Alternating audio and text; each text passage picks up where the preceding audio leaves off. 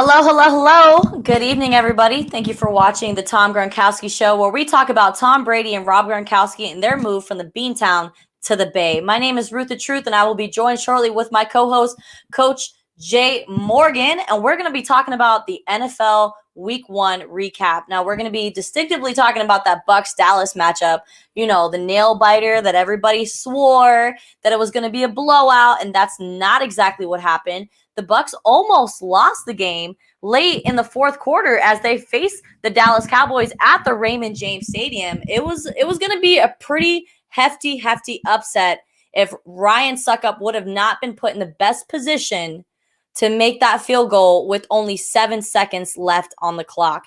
I was fortunate enough to go to the game as a fan. And of course, I rocked my Cowboys jersey, and I got a lot of hate for that. But you guys got to know, I was a Dallas fan before I became a fan of the Buccaneers. So how to represent?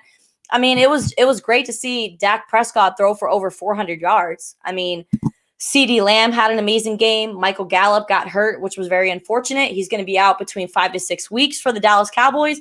Not only that, but they also have breaking news that DeMarcus Lawrence, who is a D lineman that's getting paid excruciating amount of money. He's taken a huge salary hit for the Dallas Cowboys, will not be playing indefinitely for the rest of the season because he suffered a broken foot during practice today, which is very unfortunate. But back to the matchup, Coach Jay and I are going to be talking about what we saw on the defensive side of the ball, on the offensive side of the ball, what the Bucs need to improve on going this week.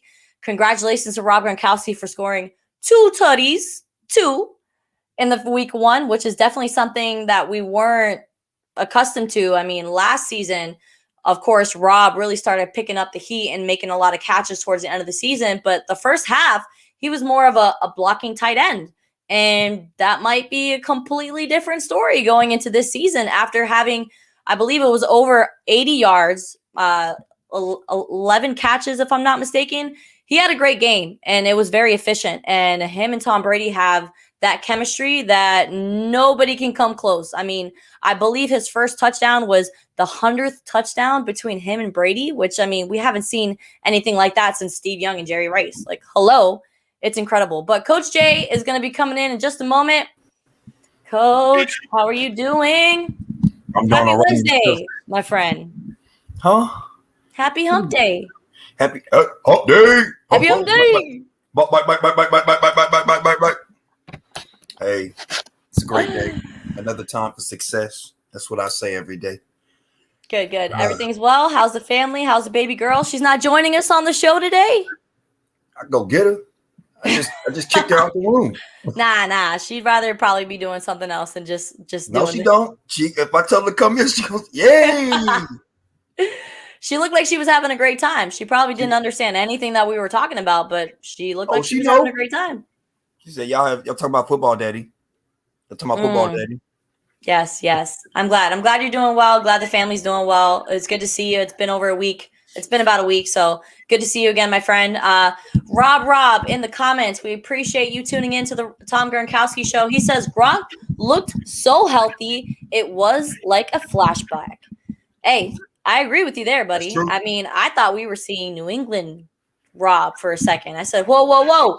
What is going on? Did not expect him to be so involved in the offense so early on. So that's great. I hope Rob all the success this coming season. But I mean, at the end of the day, the Buccaneers have a lot of weapons. Tom Brady has a lot of toys. So even if, you know, Rob takes not a day off, but maybe a game that he's not so involved and does more of the pass protection and all that kind of stuff, I mean, they're still going to be able to win games. It's not going to be a problem. I don't know about that. Let's jump right into things. So the Dallas Cowboys came into the Raymond James Stadium with Dak Prescott coming off that ankle injury. He has not thrown, or I think it was 332 days since he'd taken a game time snap. So long time, almost a full year. So let's start with that. What were your expectations for Dak going into the game? Like starting off, right off rip. My expectations for Dak was simple. I wanted to see, was he going to be able to last, and was he going to be able to do his thing? at the same time, I just really wanted to see, was he going to be able to actually, was he going to show me, was he hurt? Didn't show me that he was hurt. As a matter of fact, I give Dak, I give him congratulations because he was actually doing his job. Yeah. The defense, y'all again, those defensive backs again. Todd, you got to get rid of them. Get rid of them. Dak did his job. I mean, they even made the game plan simpler for him, so that way he didn't have to keep darting it down the field, because they let one guy, or they let one guy, basically Lamb, do whatever he wanted to do. Then they mostly was just wide receiver screens or flare out to Zeke, and they was able to have some success off of it. So congrats, tip my hat off to the Cowboys, because you just exploited them. Yeah. And now that means that the next couple of teams that's going to play, especially the Rams, see that, and now they're going to do the same exact thing until you prove that you're able to stop it. As far as, like I said, Dak, you did your thing. You just need a little bit more. You needed a kicker. If the kicker makes those kicks, that is a different ball game. Yes, I'm in red, and yes, our whole show is red, and we want red to win. But I have to tell the truth, because I'm with the truth. You are lucky that the kicker was not making kicks, because if he was making kicks, that is a completely different ball game. The momentum shifts into something else. 6 points. 6 points. He missed 2 field goals. That would have been 6 points. There would have been no worry in the world late in that fourth quarter. We would have been up, if I'm not mistaken, it was 29. What did the ending score ended up being? It was 29-31. 29-31. But before Ryan Suckup made that kick, it was 28-29.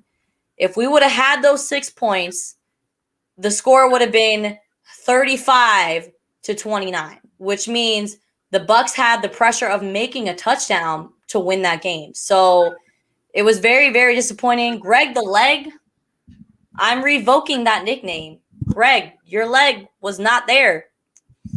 So very disappointing for the Bucs, or very disappointing for Dallas, but a great thing for the Tampa Bay Bucs, because they wanted to start off with a win. They wanted to start off showing the NFL that you guys can bring your best game against the defending world champs, but you're still going to run into a wall. So shout out to Sade. Appreciate you being in the comments. She is the most loyal listener. She says, hi guys, God bless. Ruth got her baby hair on fleek. Coach Jay, handsome as always. Yo, she's just, I try. I appreciate you, Sade. Thank you for watching. If you are tuning into the Tom Gronkowski Show, do us a favor. Hit that share button, whether you're watching on Facebook, whether you're watching on YouTube, whether you're on Twitter. Just retweet if you'd like. We'd really appreciate you kind of spreading us around, because we are going to be having a lot of football NFL content coming to your streams, and we need people to tune in. And I have some pretty incredible news to break to our audience today. So I applied for a game credential for this weekend's matchup against the Atlanta Falcons at the Raymond James Stadium, and I got my email today that I've been approved to be a media member for game day. So very excited about that. It'll be my first game. It'll be my first game for the Tampa Bay Buccaneers. It's not my first time in the press box. Your girl's been doing this for 2.5, almost 3 years now. I've covered the Orlando Magic. I've covered the Orlando Apollos. I've covered the Tampa Bay Vipers, the UCF Knights, the USF Bulls, the Orlando Pride, the Orlando Lions. I think that's it. Yeah, so I've covered 7 teams. So I definitely got to show this. Ruth in the motherfudging house. Appreciate it. Yeah, so I got a few of my fans telling me that I need to start putting MF in front of the truth. So Ruth, the mother effing truth. So appreciate that. I'm thinking about maybe adding that onto the truth chain. Who knows? I like the ring to it, but we'll see. But thanks, Rob, for tuning in. Appreciate if you could share the video so people could tune into the show. But yeah, let's get back on track. So Dallas versus the Tampa Bay Buccaneers, defending world champs at the Raymond James Stadium, 31-29. It came down to the final seconds. Ryan Suckup was put in a great position to make a field goal, and I mean, it went through the uprights. What can I say? But as a fan, being in that stadium, it was it was enlightening to see a packed out stadium the way that we did, because obviously the pandemic hit us hard last year. Some of the games we didn't, I mean, some cities weren't having fans at all. I mean, I know Green Bay wasn't having fans. I don't believe the Buffalo Bills were having fans all season. Tampa was having, I believe, 25% occupancy, I guess you could say. So we only had 25% in the stadium. Even during the Super Bowl, there was less than 25,000 people in the stadium for the Super Bowl, when the Raymond James Stadium holds over 65,000 people. So on game day against the Dallas Cowboys, we had over 65,000 fans, and there was a lot of Bucs fans in the area, obviously. A lot of Dallas fans as well, because you know that we come out strong every game. Oh, yeah. Every major city has a lot of Dallas fans. I mean, we can't run from them. We're everywhere, I promise you. But it was great to be in that atmosphere, to be in a live game. It was very exciting. But I wasn't expecting the Dallas Cowboys to put up such a fight. I'm very proud. I think Dan Quinn did an amazing job on that defensive side of the ball to make the necessary adjustments. But I also think the Bucs made a lot of mistakes throughout that game. God. 4 turnovers compared to Dallas's 0. That is something that we are not used to seeing. Turnovers. You seem like you got something to say. Let me hear it. Turnovers win and lose you the game. They win you the game if you're the ones that's causing the turnovers. If you're making the other team make mistakes and you're getting the ball back. That's why on my board, as you can see, defensive goals, it says score 21 or more. And it also says turnovers 2 or more. And then it says hit everybody. You must take care of the ball. Yeah. There is no reason at all. See, this is why I tell you I don't trust Fournette. That's why I don't trust him. See that stuff that I'm talking about? It's a screen. Now, if the ball is thrown high, that's fine. I know it could have been better, but a screen lets pass rushers through on purpose so it can be lobbed over their heads so you can go and get it and follow them bigums to the promised land. How you tip the ball and then it go to somebody else on the other team. I don't get that. I don't see that. That's one. Jones. I have been vouching for you the entire time to run you. Oh, yeah, Jones, Ronald Jones. Oh, yeah. How in the world do you let somebody do you like they was Peanut from the Chicago Bears, Tillman, and punch the ball out of your arms? Then you fumble, and then what really kills me, you act like you don't even care. Then, Godwin, you feeling yourself too much. I can tell by the way you walk now. You making me mad. I don't care about your Super Bowl. Well, he shouldn't be, because you're playing on a franchise tag. You got to be proving yourself. You can't be walking around like your shit don't stink. Like I don't care about your Super Bowl ring. It means nothing because that was last year. The 85 Bears and them, we don't say nothing about their ring no more. It doesn't matter. Peyton Manning doesn't talk about his ring. All right? What matters is now. How in the world are you shaking, grooving and moving, and all of a sudden you're right there in front of the end zone and you let somebody hit the ball out, you lose the ball? I don't understand. The way I see it is everybody on the team, besides Tom, because Tom wants to keep winning, besides Tom and Gronk, because those guys know the formula. They've been doing this. They know how it is to come from a Super Bowl winning season. So they getting back to work. But we got other guys that's like, we got a Super Bowl. Hey, we still on top. No. Don't do that, because if you just showed me that you had barely beat the Cowboys, I think that the Falcons might punch you in the face. And then when you get ready to play against the Rams is not about to play around with you. Not to mention, you still got to go to New England, and you know Belichick is about to sit here and diagnose everything. Everything. Mike Evans, he was a little silent for me. Yeah, a lot of people are kind of jumping on the Mike Evans. He might need to be traded for the Bucs bandwagon, which I think is way too soon to be saying that. People are getting a little ahead of themselves. I don't know if it was all the drinks that were going around Thursday night, but there was a lot of talk on Twitter about Mike Evans being the weakest link when it comes to the wide receiver core. Don't believe it. People were just upset. I mean, I've never thought that Mike Evans was I never thought he was like an amazing route runner. I didn't really think that was his forte. He just honestly. get it done. He get it done. He makes amazing catches. He loves to create separation between him and his defenders, and he always finds the end zone. I mean, I will never get over.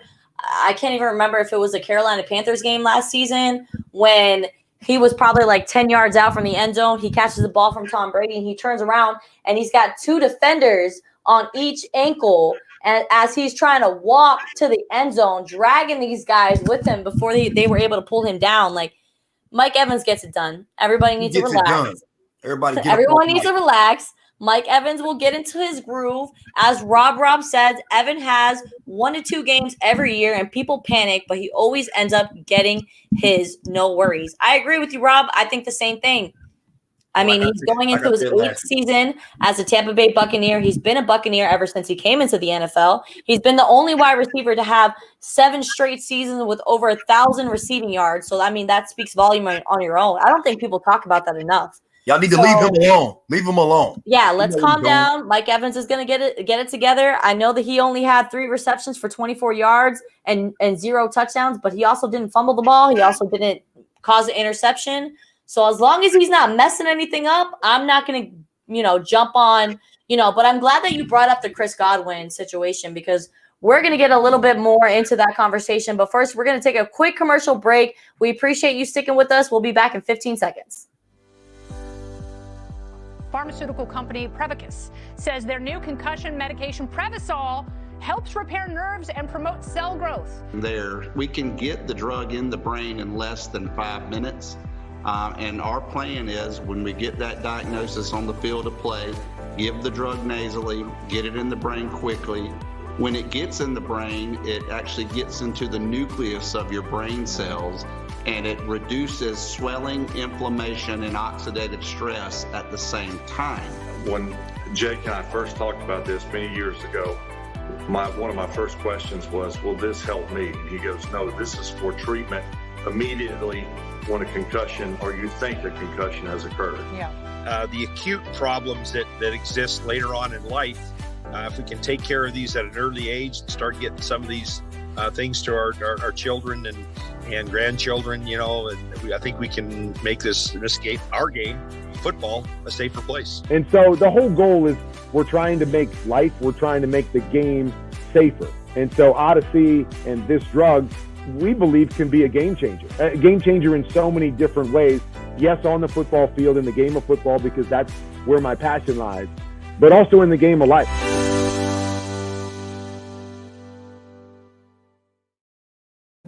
Welcome back to the Tom Gronkowski Show. We appreciate you tuning in. Brought to you by the Fans Only Sports Network. I am Ruth the Truth, joined by Coach Jay Morgan. And before we went to break, we were talking about the mishap with Chris Godwin. Now, he's playing on a franchise tag. He's trying to earn that long-term deal as a franchise receiver for the Tampa Bay Buccaneers.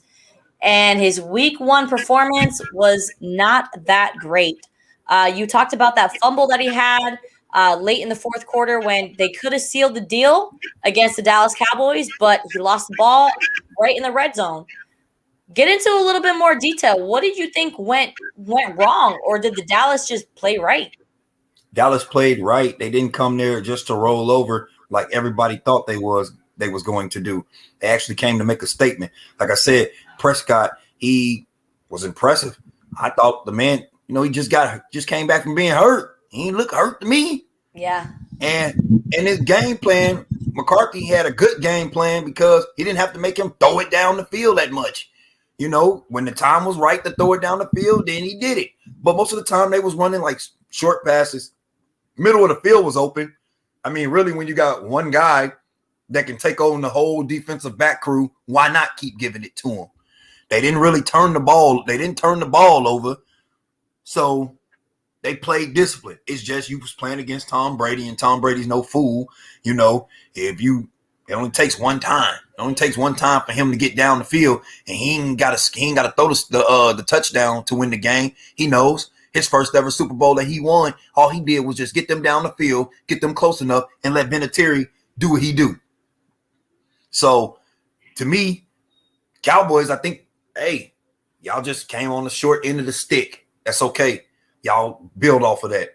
Bucks, y'all need to build off of something because I am sick of that. That crap with this defensive back crew. I said it all last year, and it seems like y'all still haven't learned. Seems like you still haven't learned. Oh my God, one guy. You guys getting your ankles broke. You guys are getting killed in coverage.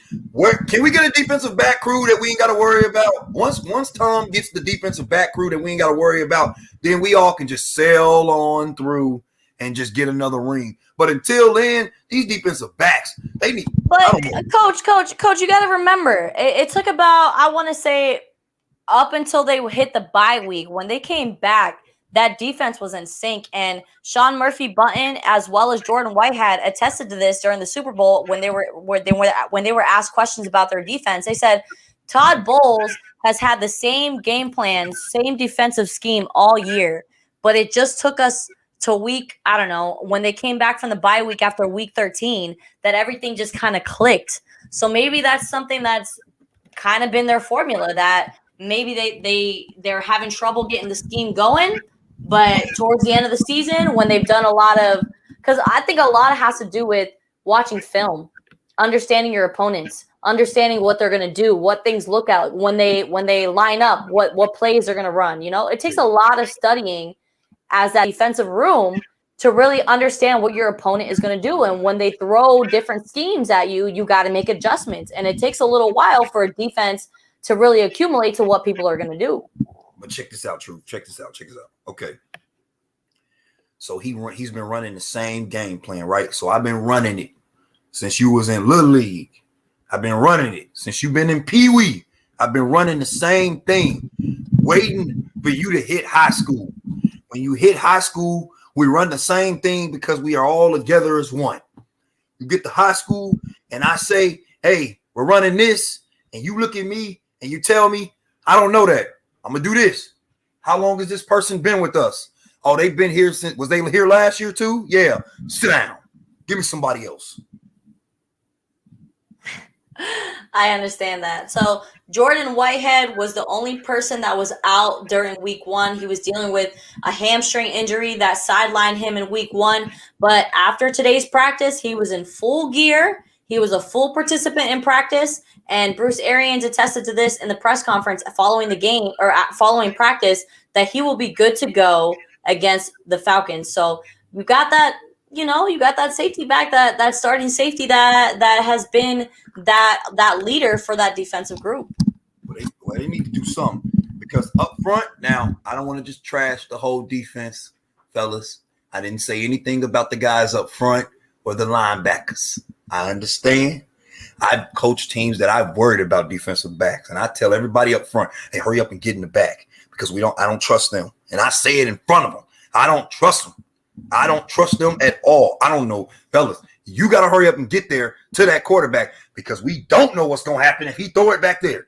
But like, come on, guys, sacrifice your bodies. Hey, and Dummick and them can't do everything. And Dummick, come here. You're going to have to do it. You're going to have to do it all because there's nobody else that is good. Back there.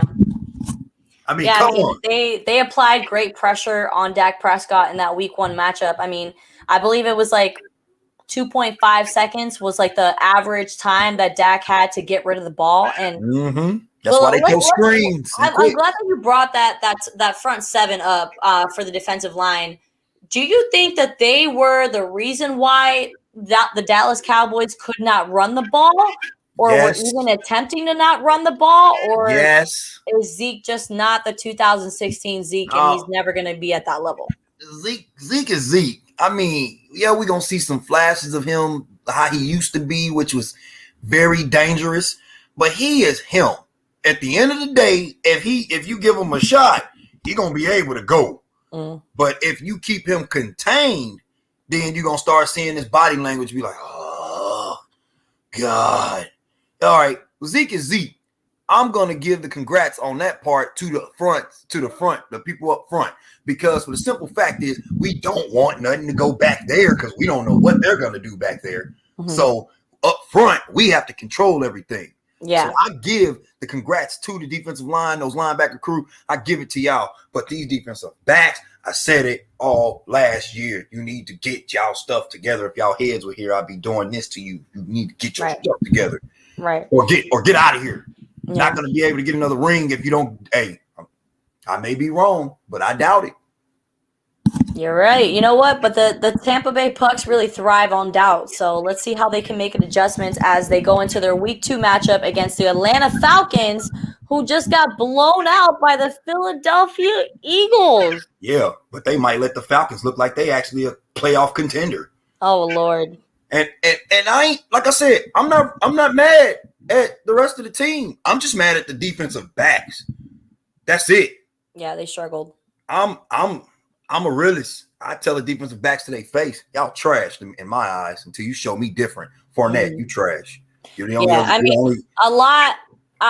Today we got to talk to Antoine Winfield Jr. after practice today, and I mean, when they asked him about their defensive performance, he just attested that there was no communication on defense last week, and that's what really hurt them.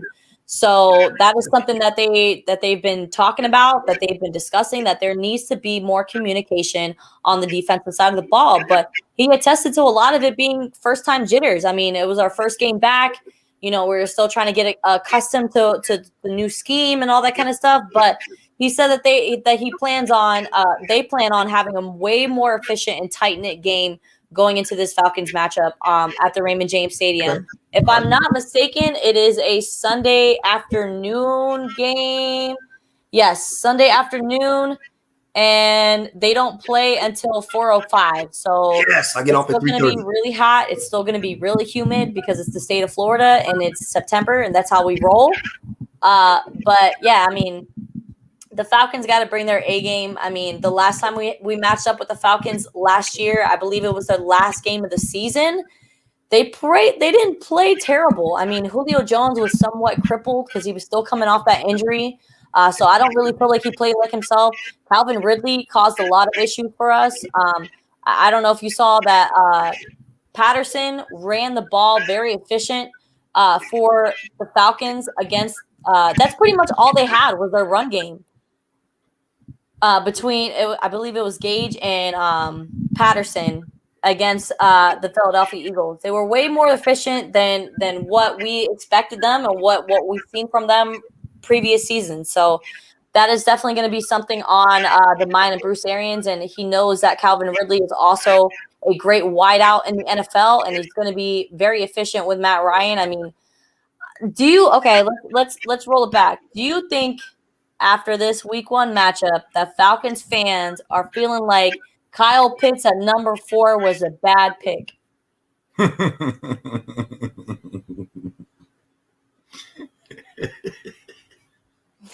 I think the Falcon fans are just confused. They don't know what to think. They're like, we won. No.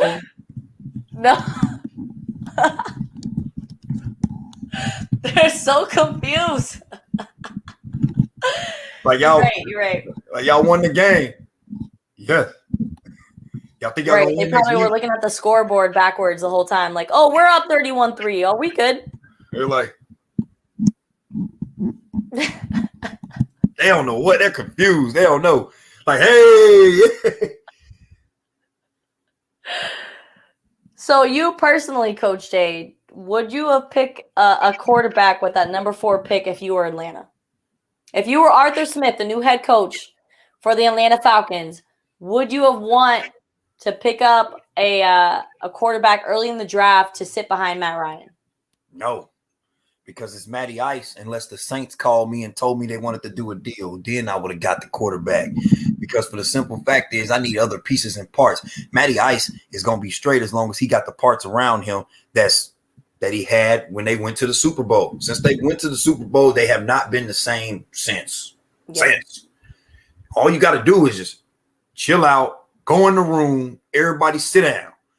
What are the parts that we had that year that made us successful? We got the guy. We got the quarterback. He's right here. We lost that receiver. That's okay. Because if I remember, we had a whole crew full of receivers, and they was doing their thing. what formula did we use that year when we went to the Super Bowl? That's the exact formula we need to do this year if we want to see that stuff again. Because right now, the Falcons, they used to just worry about the Saints in their division. Now, you got to worry about the Saints, the Bucks. You got to worry about it. You got to worry about getting out of the division before you can even think about conference. So, if it was me, I would have been I know me. I'd start up front. I'm going to get my offense and defensive line first. As long as I got them. Oh, I like that. Hey, you're right. There's a song with Charles Barkley and Dwayne Wade like years ago. He used to be like, I may be wrong, but I doubt it. And they made like a song like, I may be wrong, but I doubt it. But as far as I'm saying, me, I would have got offense and defensive linemen first. Secondly, now I'm gonna start getting my skinnies.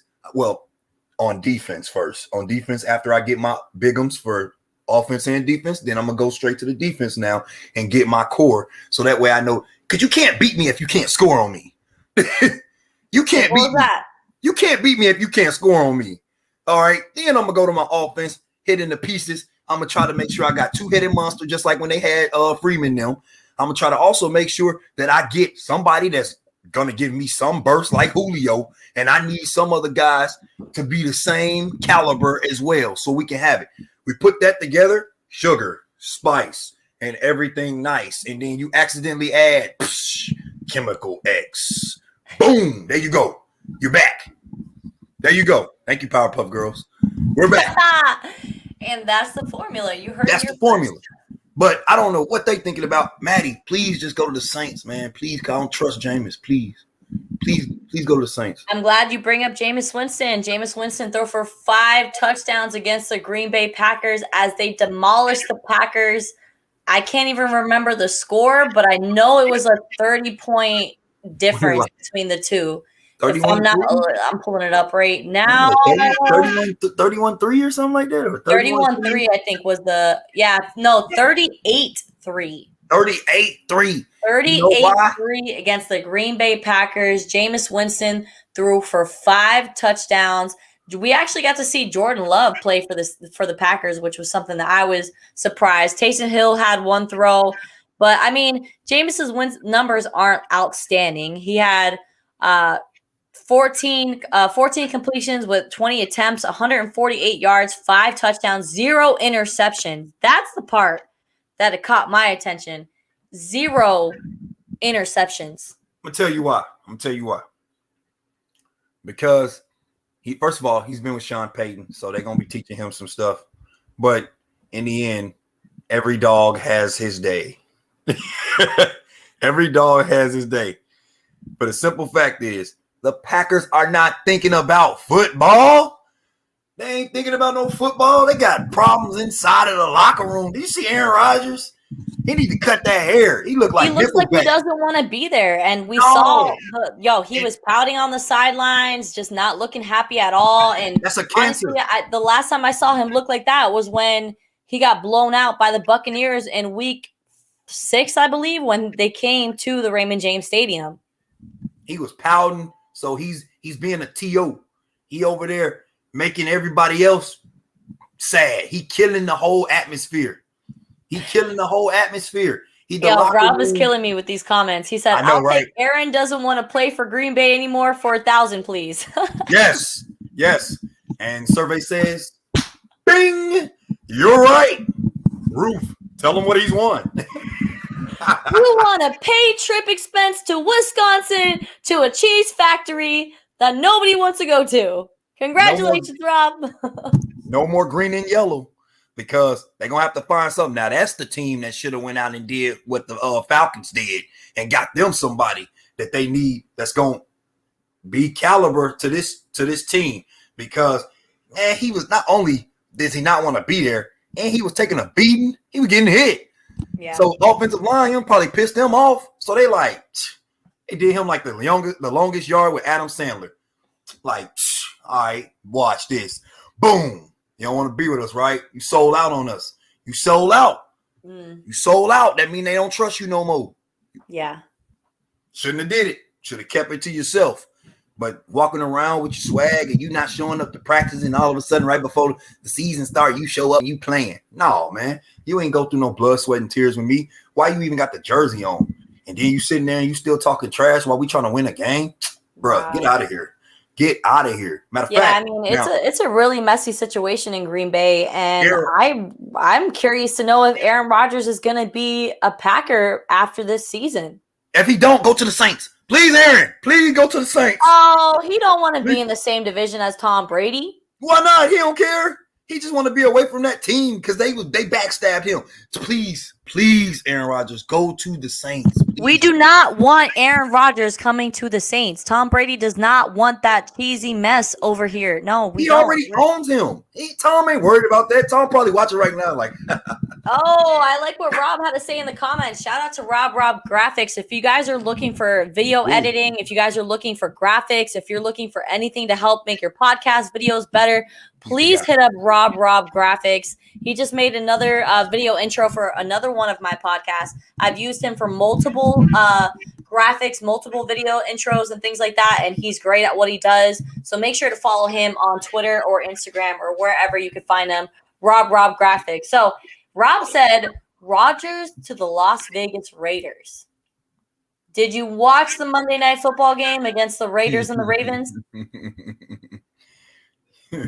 Derek Carr had a pretty exceptional game, throwing for over 400 yards. But, I mean, he could have put the game away late in the fourth quarter, and he had some really bad throws. I mean, I think he hit his receiver one time in the back of the head.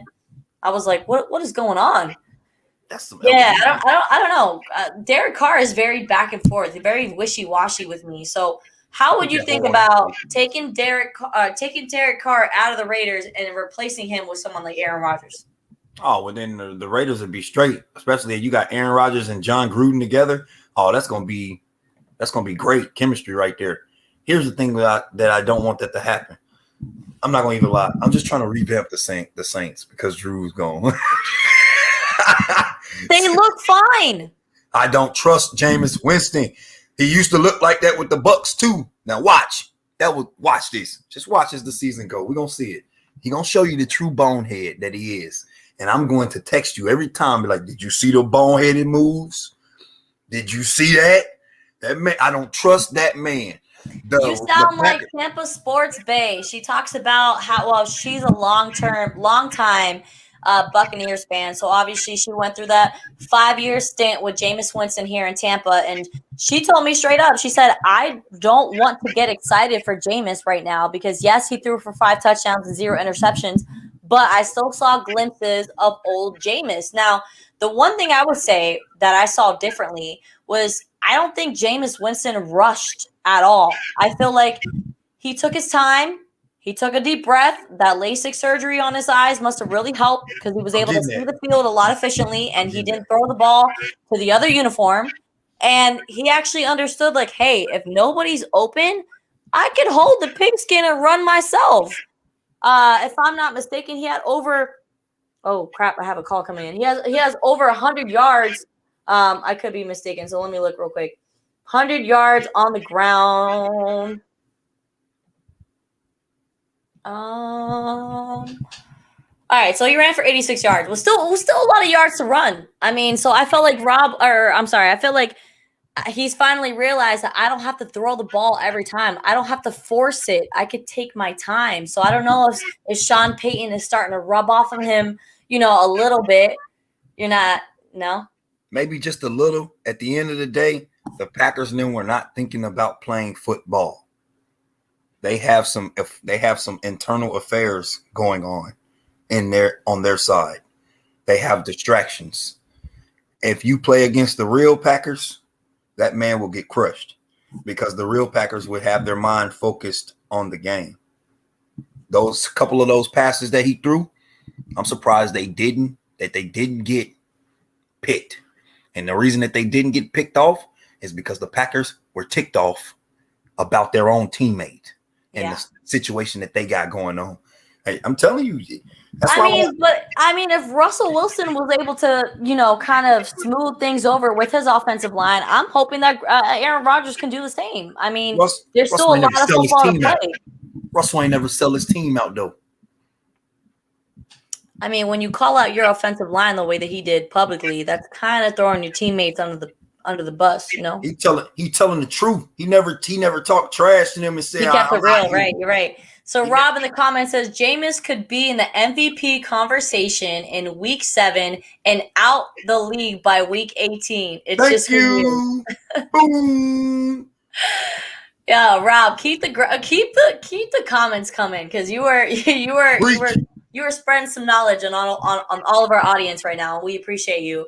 I need that video with that song with Dwayne Wade and Charles Barkley. I may be wrong, but I doubt it. Okay, yeah, we should make a sound bite for you. So every time that you come into the show, we'll just play that. I might be wrong, but I doubt it. He said defense, DEFENSE, defense. Make a free throw. Oh man. Okay, Wilson, so let's who doesn't circle. love Russell Wilson? Who doesn't love Russell Wilson? Yo, did you see Sierra's outfit at the Met Gala? Yeah. Did you see that? Man, I wish I messed up. I'm sorry, audience, but please go to your Google really quick or go to Instagram, do whatever you got to do, and just type in Sierra Met Gala. Okay. Sierra. She wore a dress. She wore a nice, elegant sequence dress that was a Seahawks. No, I'm sorry. A Russell Wilson Seahawk uniform inspired dress. That stuff tight. She had number 3 on her chest with the green, with the navy blue stripe. Like she had it all. She even had a football as a purse. Yeah. If that ain't wifey material, I don't know what is. Miss Sierra. Kiss me in the morning. I'm telling you. That's real love. Like I aspire to have that type of love in the future. I want that too, man. I think the whole world wants that. Hey, cool. That's just goals. Like she wore a dress at the Met Gala that was your uniform with a football right in week 1 because she was representing you. Like that's real love. Russell, don't mess that up. If you do anything stupid, bro, she ain't got to do nothing. Everybody else gonna come after you. Yeah, the whole world would come down on him if something like that happened. But hey, that's not gonna happen. He's a godly man, and I have all the, I think they're gonna work out. But let's circle back to some football talk now.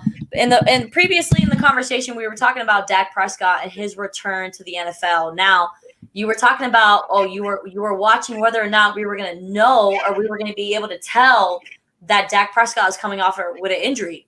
Absolutely not. The guy was lights out, threw for over 400 yards, 406 yards, if I'm not mistaken, threw the ball almost 50 times.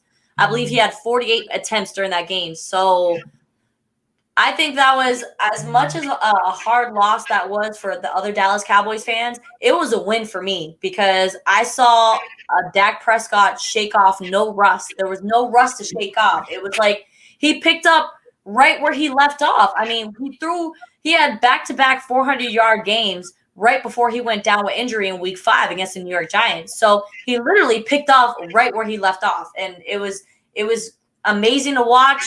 The offense was immaculate. CeeDee Lamb looked amazing. Michael Gallup got hurt, unfortunately, but Amari Cooper had some great touches as well, a great touchdown in the end zone.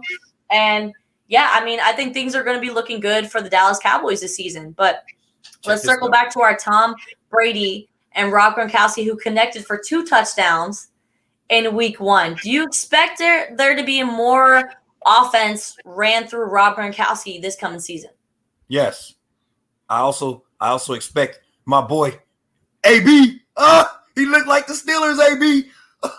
Even the way when he got pushed out of bounds, he said, I was like, oh, he's back. He's about to start doing his dance. I was like, yeah. AB was back.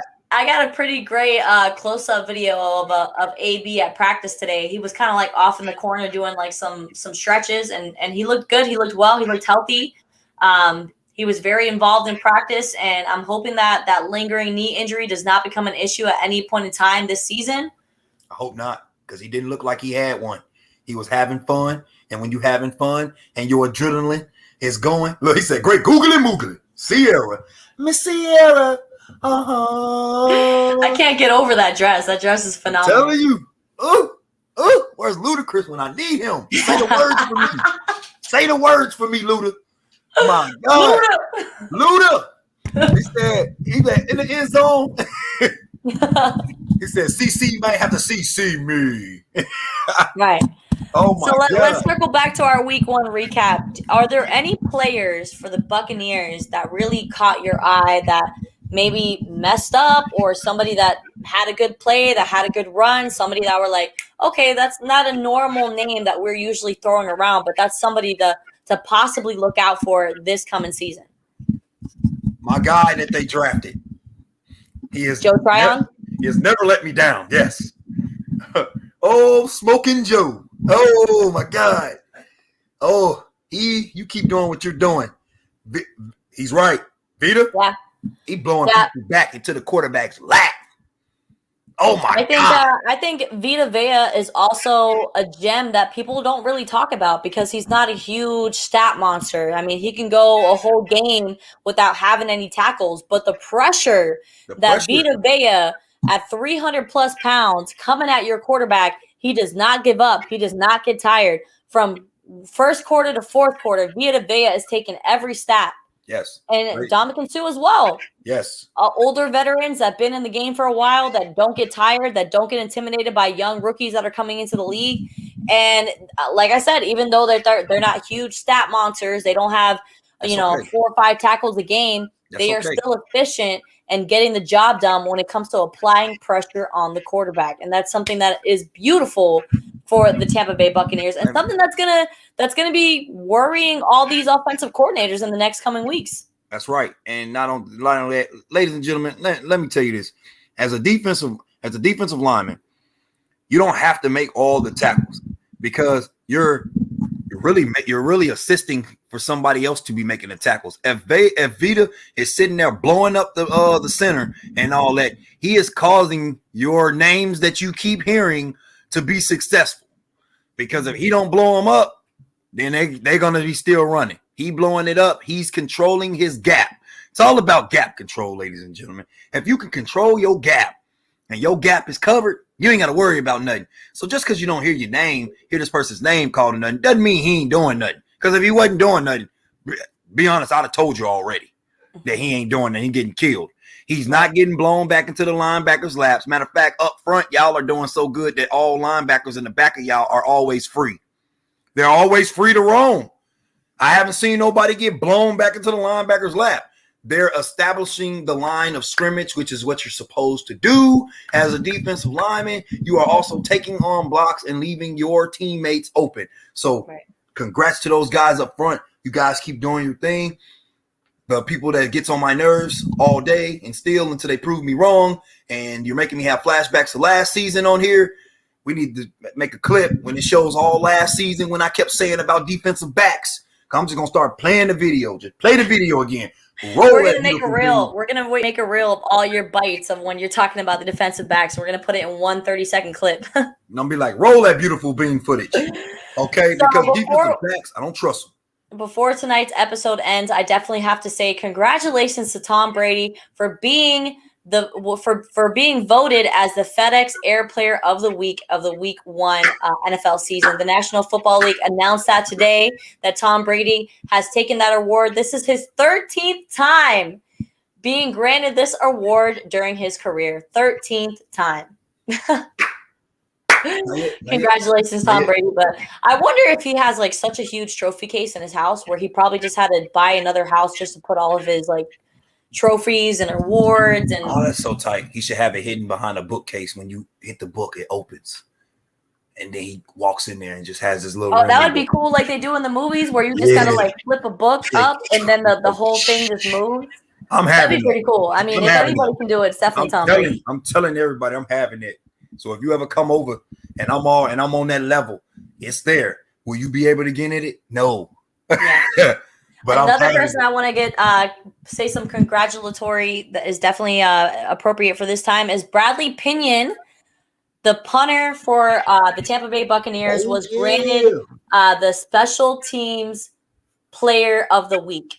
So we gotta have him in the press conference today after practice, and he was very happy about winning the award, but he just kept talking about his teammates. He was like, I wouldn't be here if it wasn't for, Zach, who unfortunately is hurt with like a hand injury right now, but he just attested to his teammates and how the special teams really makes his game even more special. So It was great to talk to him. Great for the work that he's doing in the community. He's having there's some type of charity that he's doing where every punt that goes beneath the 10-yard line or into the end zone, then a puppy or a dog gets adopted in the state of Florida and things like that. And therefore veterans like, from these war veterans that are no longer overseas, they get to adopt a dog. And I know that's great therapy, great therapy for a veteran who's been through a lot of traumatic PTSD type of things, to have a partner like that with a dog. So great work that you're doing in the community. We appreciate everything you do, Bradley Pinion for the Tampa Bay Buccaneers, and good luck to the rest of the season. Yes. Well, a lot of people don't know special teams make a difference. Special teams make a difference. Ask the Dallas Cowboys. There's three sides of the ball. If Dallas and them kicks those kicks, it is a different ball game. Yeah, there was a meme. There was a meme that had me dying laughing. It was like a clip of a guy getting like sworn into a gang, and you know how back in the day they used to like beat the crap out of somebody to sworn them into a game, which I never really understood that. Like the person has to get jumped by his own gang to be a part of the gang. I don't really understand that concept. But there was a video of this guy walking into the room, and he's just getting there's like 6-7 guys coming at him, and at the bottom it was like, this was Greg when he walked into the locker room. Gotta be like, what time is it? What's up? Man, what we doing? That was bad. And then Greg the Leg was so efficient last season, so it's kind of like, yo, I saw one. You ain't never missed 2 kicks since like 2013. What's going on right now? I don't know if it was first game jitters. I don't know if it was his holder. I don't know what was going on, but they made some costly mistakes that costed them that week 1 matchup against the Tampa Bay Buccaneers. Tom Brady magic. Yeah, I mean, you give Tom Brady the ball back with less than a minute left. All he has to do is get into field goal position if they're only down by 2. Like, never blink. I don't really know what Mike McCarthy and the coaching staff for the Dallas Cowboys were thinking, that you left way too much time on the clock. It's Tom Brady, like of course. But let's circle back to the Chris Godwin conversation we were having earlier. Was that an offensive pass interference on Chris Godwin when he pushed off of the cornerback to make that catch that put Ryan Suckup in the position to kick? Let's be honest, Coach. Honest hour. My name's for a reason. Okay, all right. All right, ladies and gentlemen, I'm just gonna say it. If you're a receiver and you push the defender back, it's push off. Period. It's push off. If you push that receiver and you push them back and you got open, it's a push off. Now, if you hit him with a and you like assist him, his momentum's going this way, and you assist him and you going across his face and you swimming over or something like that, like Larry Fitzgerald, then that's not a push off. But this guy truly, he pushed off, in my opinion. Once again, I may be wrong. I mean, it was the same play that we saw last season when the Dallas Cowboys were against the LA Rams in LA. Yep. No, actually, I think they were playing in LA. And Michael Gallup got called for that OPI when he supposedly pushed off Jalen Ramsey, that cornerback. But when you look at the replay, he was simply smacking the guy's hands off of him because Jalen was tugging on him, on his shirt, on his arms, completely all up in his bubble. And he lightly smacked his hand away, and he got called for the OPI. Okay, now that ain't no OPI if he smack your hands. Yeah, that's what I'm saying. I was very, but I mean, like Rob said in the comment, who cares if it was an OPI? It is what it is. The game is over. They didn't do enough to win. Thank you, Rob, for bringing me back to reality. It took me a second, but I was just a little bitter Betty about that situation because I feel like if it was any other team, it would have the flag would have been thrown. So that's all. I just feel like, I don't know. The refs are just, The Jordan rule. At this point, when it comes to the refs, I really don't even have anything to say. Like, it is what it is. Like, there's nothing we can do about it. There's nothing that we can't change the results. You never want to put the game into the refs' part of the game, and sometimes it can be on negative terms, and it is what it is. You just gotta you can't leave the game into the refs' hands. Yeah, you can't leave the game in the refs' hands. So don't do that. As Rob said, they could have done a lot more to be way ahead, so that wouldn't have been an issue. And the Dallas Cowboys once again put themselves in a situation where it was. That's just the way the cookie crumbles. Beautiful. I'm telling you, don't put it in the refs' hands. Don't do that. All right, so the Tampa Bay Buccaneers are going to be facing the Atlanta Falcons, and Matty Ice is 0-5 against Tom Brady. 0-5, including that Super Bowl loss. Do the Falcons fans have any hopes for this weekend's game as they travel to the Raymond James Stadium? No. They have no. Well, hold up. Yes, they do. They have one little hope. The defensive backs. If those guys help them out, they'll be good because Matt Ryan will be able to throw it all around as long as he hurry up, get rid of it before up front get to him. So yeah, they got a little bit of hope. The defensive backs. That's what I would sell it. That's what I would do. I'd be like, hey, we got a little bit of hope. Hey, see these guys right here? We're going to pick on this guy first. It's like, you see these holes? We got to shoot for these holes. We're playing cornhole during this game. Right there. And we'll be fine.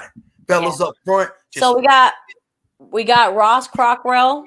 We got Jordan Whitehead returning.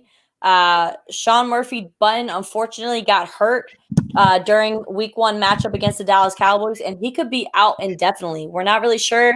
Bruce Arians commented on the press conference that he got a second MRI done today to get another opinion on his dislocated elbow that he suffered during the Dallas Cowboys game, but they still haven't come up with a timeline of when he's going to return. So that's something that I will definitely keep you guys in the loop. I have another practice with the Bucs tomorrow as well as Friday, and then obviously we have the game on Sunday. So we're gonna just stay locked into the Tom Gronkowski show, because now that your girl is credentialed for the Bucs, we're gonna just keep bringing. We're just gonna keep bringing the content because we just have so much content to give. But any final thoughts, Coach Jay, before we say goodbye to our audience? Well, you win some, you lose some, but you live to fight another day. But on the real tip, hey, let's go ahead, get ready to do what we do, because at the end of the day, we want to know. We want to know. And every week, we better be 2-0. We better be 2-0. But that's right. So, hey, defensive backs, get y'all mind together before I have to come down there with her and tell y'all how I feel, because then y'all will get mad. Y'all will get mad because I get on this whiteboard with you and tell you and show you. Be like, am I lying? Am I lying? And Dummica, did you see him? Am I lying? Am I lying? Joe, back me up. Am I Tom? Rob, am I lying? Didn't that happen? Yeah, he right. Yeah, he right. Bruce, get over here. Am I lying? BA. Am I lying? No, he's not lying. Thank you. So, defensive backs, get y'all mind right. You guys need to hire this guy. You guys need to hire this guy. He's a defensive genius over here. If you guys have any holes in the coaching staff, I know the competition is rough, but hire Coach Jay because he knows what he's talking about, especially when it comes to defense. But I'm telling you, that is all for us, folks. We appreciate you tuning into the Tom Gronkowski Show, where we talk about Tom Brady and Rob Gronkowski and their move from the Beantown to the Bay. Congratulations to Rob and Tom, who have made 101 touchdowns between the two of you.